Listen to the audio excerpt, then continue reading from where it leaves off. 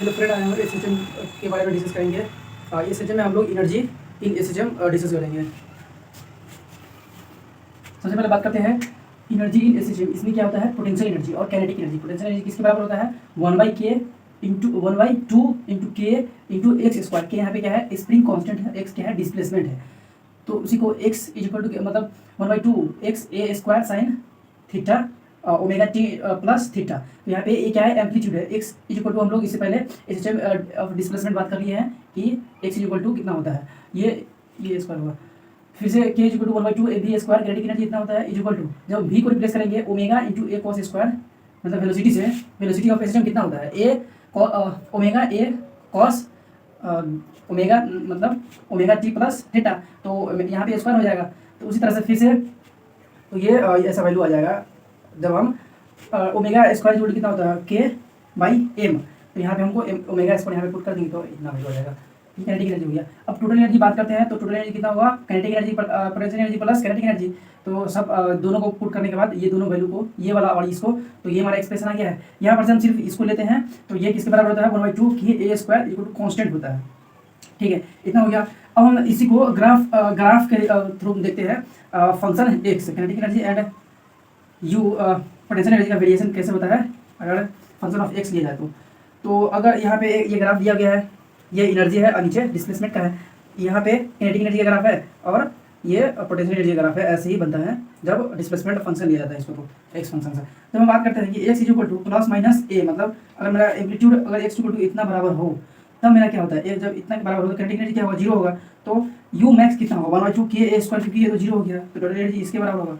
ठीक है, फिर दूसरा केस लेते हैं। अगर एक्स इक्वल टू मेरा 0 है, यहाँ पे एक्स इक्वल क्या होता था? एम्पलीट्यूड होता था प्लस माइनस में, और यहाँ पे क्या होता था? यहाँ पे क्या हुआ? 0 हो गया। यहाँ पे बात कर रहे हैं तो पोटेंशियल एनर्जी क्या होगा? यहाँ पे 0 होगा पोटेंशियल एनर्जी। ठीक है, तो पोटेंशियल एनर्जी 0 हो गया तो ई यहाँ पे इक्वल टू के मैक्स के बराबर होगा, जो कि 1/2 एम बी स्क्वायर होगा। बी क्या होता है? ओमेगा इंटू ए। ठीक है, अब हम अगर इसी एनर्जी और मतलब पोटेंशियल एनर्जी और काइनेटिक एनर्जी को अगर हम टाइम फंक्शन देखें तो कैसे बनता है इसका ग्राफ? इस तरह से। ये किसका है? ये पोटेंशियल एनर्जी का है और ये काइनेटिक एनर्जी का है।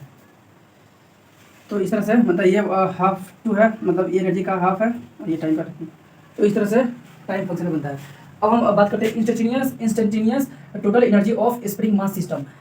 स्प्रिंग मास सिस्टम होता है किसी इंस्टेंट पे उसका टोटल एनर्जी क्या होगा वो कैसे निकालिए। ठीक है, तो E equal to 1/2 A B square, उसका वेलोसिटी होगा कुछ और कुछ डिस्प्लेसमेंट होगा 1/2 के एक्स स्क्वायर से। तो इसको डिफ्रेंशिएट करेंगे तो मेरा ये टर्म आ जाएगा dv/dt एम, ये सब। और हमको पता है कि v क्या होता है? चेंज इन वेलोसिटी dx/dt होता है और dv/dt एक्सीलरेशन होता है। तो जब हम डिस्प्लेसमेंट को डबल डिफरेंशिएशन करें तो ये टर्म आता है dx स्क्वायर। तो इस सब वैल्यू को पुट यहाँ पे रिप्लेस कर देंगे तो मेरा एक ये टर्म आता है, मतलब ये एक रिजल्ट आता है D square x D T plus के एम एक्स इक्वल टू 0। ये के एम एक्स कैसे आ गया है? तो ये एम उस साइड में जाएगा तो 0 हो जाएगा। ठीक है, 0 हो जाएगा तो इस पर एक एम कॉमन ले रहे हैं तो वो आ जाएगा यहाँ पे एम नीचे। तो ये क्या है? Differential equation of SHM. ये जितना भी टर्म है ये क्या है? Differential equation of SHM. फिर बढ़ते हैं spring mass system. Spring mass system, तो यहाँ पे एक स्प्रिंग है कनेक्टेड है, स्मूथ मास सरफेस, स्मूथ है सरफेस इसका, एम इसका ब्लॉक का मास है। तो इसका फोर्स, अगर हम इसको एक्स मतलब इस पर एक फोर्स लगा इस डायरेक्शन में, एक्स डिस्प्लेसमेंट करेगा तो किसके बराबर होगा force? F equal to minus K into X. ये माइनस के मतलब यहाँ के क्या है? स्प्रिंग कांस्टेंट है। तो ये माइनस क्या शो कर रहा है? माइनस शो कर रहा है कि restoring force is always opposite to displacement. जब हम स्प्रिंग को खींचेंगे और जब उसको छोड़ देंगे तो एक रीस्टोरिंग फोर्स आएगा जो कि डिस्प्लेसमेंट के अपोजिट होगा। तो इसीलिए यहाँ पे माइनस साइन लगता है। अब हम न्यूटन सेकेंड लॉ से बात करें तो एफ इक्वल कितना होता है? Mass into acceleration. तो एक्सीलरेशन कैसे निकलता है? डिस्प्लेसमेंट को डबल डिफरेंशिएट करते हैं तो इसको इस तरह से लिख सकते हैं जो कि माइनस के एक्स के बराबर होगा। तो इतना टर्म ये इसको इस साइड में लाएंगे तो क्या होगा? प्लस में हो जाएगा और एम क्या है हमारा? कांस्टेंट है तो उस साइड में जाएगा 0 हो जाएगा। तो ये एक टर्म आता है स्प्रिंग मास सिस्टम में। तो ओमेगा स्क्वायर इक्वल टू ये तो पता ही है कि बाई एम, और टाइम पीरियड कैसे निकलता है? 2 पाई बाई एम होता है। तो एम किसके बराबर होगा? यहाँ पे ओमेगा नीचे आ जाएगा, मतलब यहाँ पे क्या 2 पाई बाई ओमेगा होता है। तो ओमेगा यहाँ पे ओमेगा सिर्फ ओमेगा नहीं आएगा तो रूट हो जाएगा, रूट यहाँ पे नीचे आएगा तो ऊपर पलट जाएगा के बाई एम। फिर हम अगर बात करते हैं कि एक्स मतलब कॉम्बिनेशन ऑफ स्प्रिंग, उसमें अगर स्प्रिंग में एक से ज़्यादा स्प्रिंग हो तो उसको कैसे हम सोल्व करते हैं?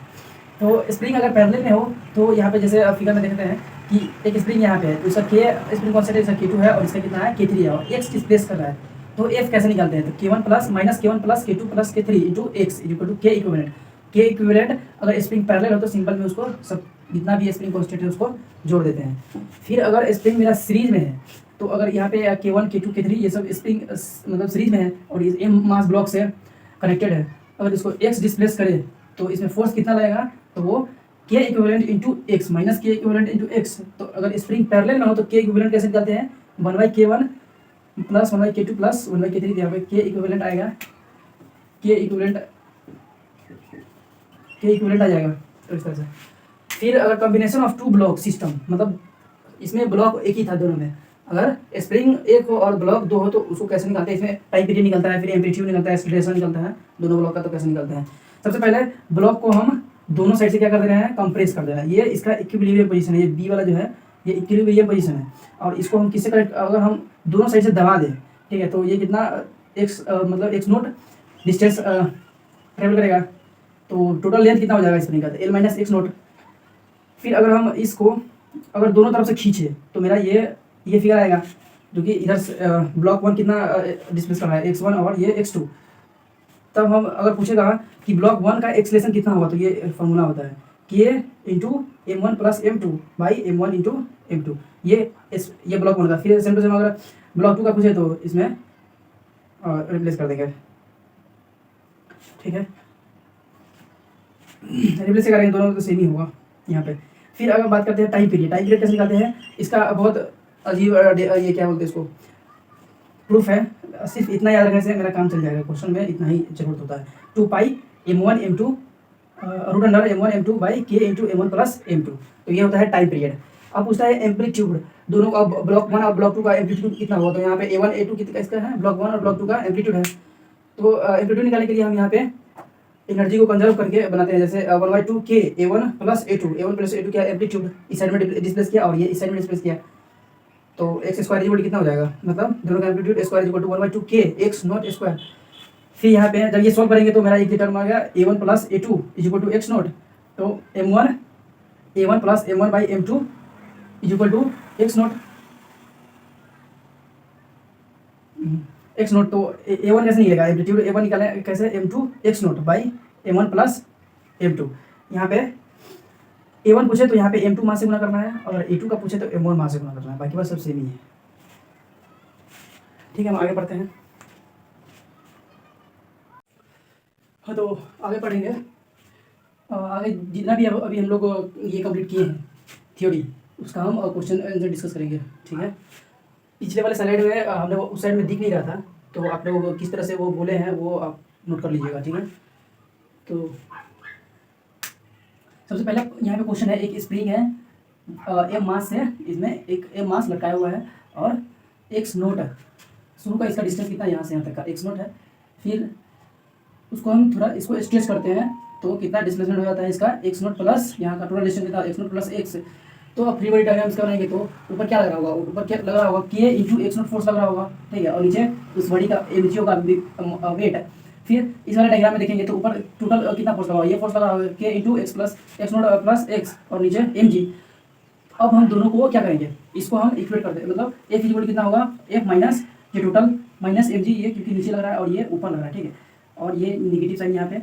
फिर तो यहाँ पे एफ इक्वल कितना, हम लोग यहाँ पे इस वाले डायग्राम में एफ पहले तो हम एफ इक्वल कितना आएगा माइनस के एक्स आएगा, कैसे आएगा, जब हम यहाँ पे ये वाला वैल्यू उसमें पुट करेंगे इसके एम जी की जगह पे के नोट, तो ये वाला के नोट दोनों कट जाएगा।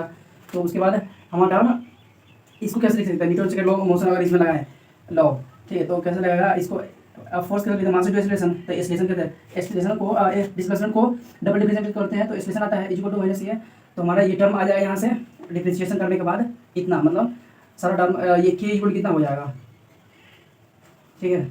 यहाँ पे मास कॉमन लेंगे तो ये इस साइड में लाएंगे तो यहाँ पे जीरो हो जाएगा, तो ये टर्म आता है, इससे पहले भी हम लोग ऐसा बहुत सारा डिस्कस कर चुके हैं। तो यहाँ से ये इक्वेशन आ गया, तो हमको चाहिए ओमेगा, टाइम पीरियड निकालने के लिए क्या चाहिए, ओमेगा चाहिए, इसमें टाइम पीरियड ही पूछा है, तो टाइम पीरियड निकालने के लिए ओमेगा, तो यहाँ से ओमेगा आएगा ओमेगा स्क्वायर इक्वल टू के एम, के बाई एम, तो ये कर देंगे तो टाइम निकल जाएगा, मतलब टाइम पीरियड निकल जाएगा। फिर अगला क्वेश्चन है, एक यहाँ पे ये है और एक पुली है, पुली का दूसरा धागा यहाँ पे, मतलब कनेक्टेड है, फिक्स है, और एम मास इस दूसरे धागे से लटका दिया गया है। तो पूछ रहा है यहाँ पे फिर से टाइम पीरियड ही क्या होगा। तो इसका हम पहले फ्री बॉडी डायग्राम ड्रॉ कर लेते हैं। यहाँ पे एक पुली है और नीचे इस दोनों धागा में टेंशन कितना होगा, टी होगा, ऊपर फोर्स लग रहा होगा के इंटू x/2। ये क्यों लग रहा है, क्योंकि ये जो बॉडी है ये एक्स डिस्प्लेस नीचे कर रहा है। नीचे कितना डिस्प्लेस कर रहा है, एक्स डिस्प्लेस कर रहा है।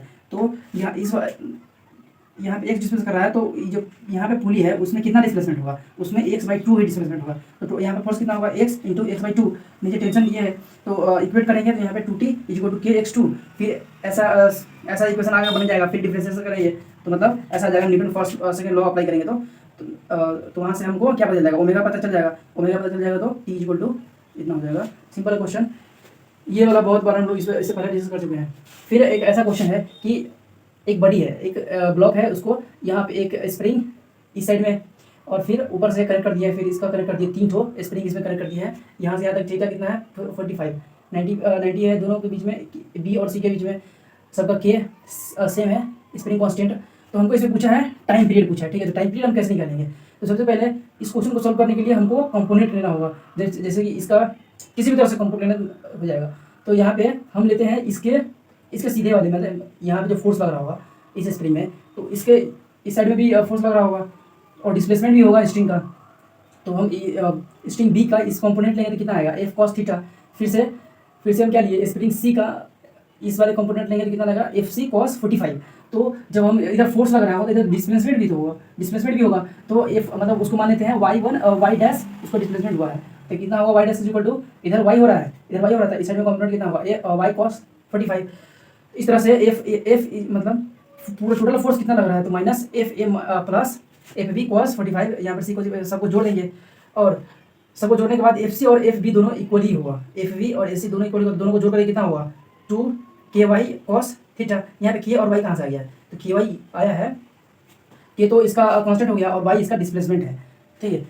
तो वहाँ से ये हो जाएगा और y = कितना निकाले थे हम लोग, y cos 45। सबको वैल्यू पुट करेंगे तो हमारा f = -2 ky आएगा। तो थीटा हमको क्या चाहिए यहाँ पे, ओमेगा। मास तो हमको पता ही है, मास तो m है, हमको चाहिए स्प्रिंग कांस्टेंट कितना हो गया, तो स्प्रिंग कांस्टेंट कितना हो गया, 2k हो गया। तो इस तरह से टाइम पीरियड हम कितना 2 पाई m/2k स्प्रिंग कांस्टेंट हो, ये टाइम पीरियड हो गया। फिर दूसरा एग्जांपल देखते हैं कि एक यहाँ पे सिलिंड्रिकल बॉडी है, ठीक है, और उसको ओमेगा से रोटेट कर रहा है। यहाँ पे स्मूथ है, सिंपली ये रोटेट होकर के जा रहा है, एक स्प्रिंग से कनेक्टेड है कि इसका स्प्रिंग कांस्टेंट k है। तो velocity of centre of mass इसमें दिया हुआ है कि v है। तो इस क्वेश्चन में पूछा गया है, टाइम ही पूछा गया है। तो हम कैसे करेंगे, हमारा जो जितना भी एनर्जी लग रहा होगा क्या होगा, कांस्टेंट होगा। तो ई टोटल एनर्जी क्या होगा, कांस्टेंट होगा। तो 1/2 mv² plus 1/2 I inertia of movement है, मोमेंट ऑफ इनर्शिया है, ओमेगा स्क्वायर प्लस 1/2 kh²। के यहाँ पे स्प्रिंग के लिए और ये रोटेशन हो रहा है, और ये किसके लिए, ये लीनियर वेलोसिटी जो है। तो सबको इसको कितना होगा, कांस्टेंट होगा। सारा वैल्यू पुट करने के बाद मोमेंट ऑफ इनर्शिया कितना होता है सिलेंडर का, 3 कितना 1/2 mr² होता है, = ओमेगा कितना होगा, v/r। ये तो v कितना होता है, ओमेगा इंटू आर। तो ओमेगा कितना होगा, v/r। उसमें पुट करने के बाद ये पूरा वैल्यू आ गया है। फिर इसको हम क्या करेंगे, डिफरेंशिएट करेंगे। तो यहाँ पे ये आ जाता है, ठीक है, इतना इक्वेशन आ जाता है। हमको चाहिए क्या, ओमेगा चाहिए। तो ओमेगा किसके बराबर, इतना के बराबर है। तो इस वाले में टाइम पीरियड कितना होगा, 2π3m2k, ओमेगा इतना बराबर हो जाएगा, ठीक है। फिर दूसरा एग्जाम्पल पढ़ते हैं। यहाँ पे एग्जाम्पल है, एक स्प्रिंग है, एम मास से कनेक्टेड है और वो बॉडी पे है जो कि एम उसका एक मतलब सपोज ये गाड़ी पे है जिसका मास कितना है, एम है। तो इसमें हमको टाइम पीरियड ही पूछा है। टाइम पीरियड कैसे होगा, तो सिंपल में इसका रिड्यूस मास निकाल देंगे। तो रिड्यूस मास m1 और m2, ये मानिए m1 ये m2 है। तो रिड्यूस मास कितना हो जाएगा, m1 m2। तो t = कितना हो जाएगा, 2π रिड्यूस मास, ये रिड्यूस मास बटा k। रिड्यूस मास को यहाँ पुट कर देंगे, m1 m2 m1 प्लस यहाँ पे हो जाएगा, सिंपल। उसके बाद एक एग्जाम्पल है, एक ऐसा मतलब एक सर्कुलर एक ये है, फिर इधर भी सर्कुलर है, मतलब एक होलो स्फीयर है, ठीक है, होलो स्फीयर है। यहाँ पे भी ऊपर भी होलो स्फीयर है और उसमें एक स्प्रिंग कनेक्टेड है। उसका मास कितना है, एम मास से एक स्प्रिंग कनेक्टेड है। दो मास है इसमें, एक बॉल यहाँ पे है, एक बॉल यहाँ पे। ये एक्चुअली ये बॉल है, इसका मास एम है, इसका मास एम है। स्प्रिंग से कनेक्टेड है, इसमें ये रोटेट हो रहा है और स्प्रिंग का कांस्टेंट कितना है, स्प्रिंग कांस्टेंट कितना है, k है। सर्कुलर मोशन कर रहा है, तो उसका हमको निकालना है क्या, हमको निकालना है टाइम पीरियड निकालना है। तो r = यहाँ पे पहले हम इसका रिड्यूस मास निकालेंगे। ये टोटल दोनों का m सेम ही है, तो रिड्यूस मास यहाँ से m/2 आ जाएगा। रिड्यूस मास कितना आया है, m/2। m/2 रिड्यूस मास आ गया है। तो जब रिड्यूस मास m/2 आता है तो हमको k इक्विवेलेंट उसमें भी रिलेशन कितना हो जाएगा 2k हो जाएगा। 2k हो जाएगा तो t equal to 2 pi m, जब 2k इस पूरा वैल्यू पुट करेंगे तो पाई रूट अंडर m/k आएगा। ये यहाँ पे दिक्कत हो रहा होगा तो यहाँ पे k इक्विवेलेंट कितना आएगा 2k। यहाँ पे जो ये करने के बाद यहाँ पे इक्विवेलेंट आता है, ठीक है, k इक्विवेलेंट फिर रिड्यूस मास। तो रिड्यूस मास कितना आया है m/2, रिड्यूस मास m/2 आया है तो k इक्विवेलेंट कितना आएगा 2k, ठीक है। यहाँ से टाइम पीरियड यहाँ पे आ गया। फिर यहाँ पे एक एग्जाम्पल है कि एक स्प्रिंग है, उसके ऊपर m1 एक ब्लॉक है वो कनेक्टेड है, ठीक है। अगर फिर इसमें क्या अगला क्वेश्चन है, आगे क्या क्वेश्चन कहता है कि अगर हम m2 मास का ब्लॉक अगर हम इस पर रख दें इस स्प्रिंग पे, तब हमको क्या पूछना बताना है, टाइम पीरियड बताना है और उसमें एम्पलीट्यूड बताना है। तो और ये इसका पहले इसका इक्विलिब्रियम पोजीशन था। जब हम m2 मास रख देंगे तो यहाँ पे टोटल मास कितना हो जाएगा m1 प्लस m2। स्प्रिंग यहाँ पे स्प्रिंग कांस्टेंट सेम ही रहेगा और यहाँ पे mg और k लिखा हुआ है वो छोड़िए।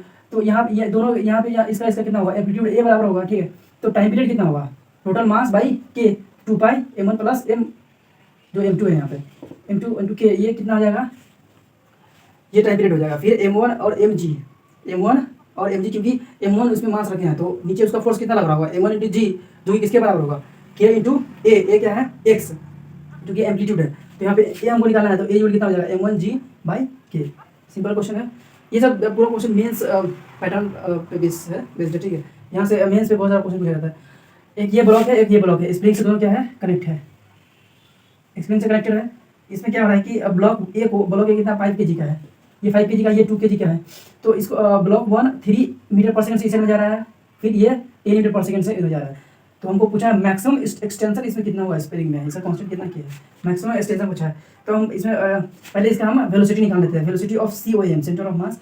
कैसे निकालते हैं velocity of COM, v1 into m1, ये पूरा टोटल मास निकाल देते हैं, ये दोनों को जोड़ते हैं तो 20 सेंटीमीटर कितना आ जाता है, सॉल्व करने के बाद 5 मीटर पर सेकंड आ जाता है।